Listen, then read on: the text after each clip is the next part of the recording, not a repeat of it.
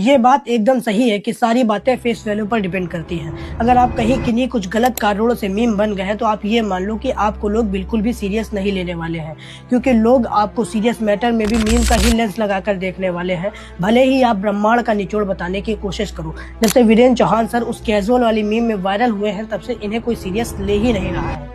और एक छोटा सा प्रॉम्प्ट बनाकर चैट जीपीटी को दे दीजिए और देखिए कि वो क्या डाटा देता है। ज्यादा संभावना है कि वह डाटा देगा जो अपर कास्ट को सुहाता है। अब दूसरी बात पर आते हैं। वीरेंद्र चौहान सर कितनी अच्छी बात कह रहे हैं कि चैट जीपीटी, जेमिनी, क्लाउड की इमेज जैसे जनरेटिव एआई बायस्ड है, और ये बात उन्होंने कोई हवा में नहीं कही है, इसके पीछे भी फैक्ट्स हैं। इन सारे एआई मॉडल्स को जिन डॉक्यूमेंट्स, स्क्रिप्चर्स और सोर्सेज के आधार पर ट्रेंड किया गया, उन्हें ज्यादातर किसने लिखा है? Upper caste power holding section ने। जब इन सभी दस्तावेजों को अपर कास्ट ने लिखा है, वो भी अपने फेवर में, और एआई को भी इन सभी दस्तावेजों के आधार पर ही ट्रेंड किया गया है। जब ट्रेनिंग डाटा ही एक तरफ झुका हुआ है तो जवाब भी एक तरफ झुके हुए ही आएंगे।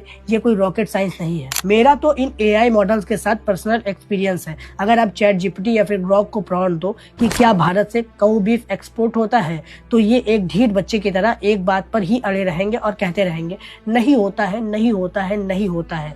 जबकि ग्राउंड रियलिटी सबको पता है कि बूचड़ खाने चलते हैं। पुलिस ने कई बार काऊ बीफ से भरी हुई गाड़ियां पकड़ी हैं। मोदी जी ओमान से हलाल सर्टिफिकेट लेकर आते हैं।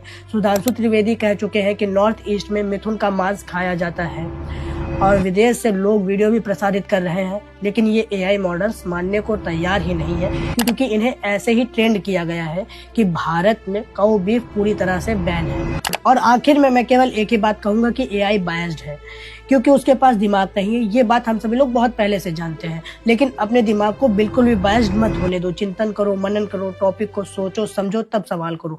बुद्धि मिली है उसका इस्तेमाल करो, क्योंकि तुम एआई नहीं हो, और किसी को भी मजाक का पात्र मत बनाया करो। वीरेंद्र चौहान सर जैसे लोग तो लेजेंड हैं। उनके ऊपर इल्जाम लगाने से पहले 4-6 बार सोचने की जरूरत होती है। और वीरेंद्र चौहान सर ही नहीं, ऐसे तमाम लोग हैं जो कि बहुत अच्छी बातें करते हैं। जैसे अपने नकुल ढुल भाई को ही ले लो, जिनसे मैं बहुत कुछ सीखता हूँ, लेकिन लोगों ने उन्हें मजाक में लिया है, इसीलिए वो मजाक में चल ही रहे हैं। थोड़ा समझने की जरूरत है, तो थोड़ा सा समझो।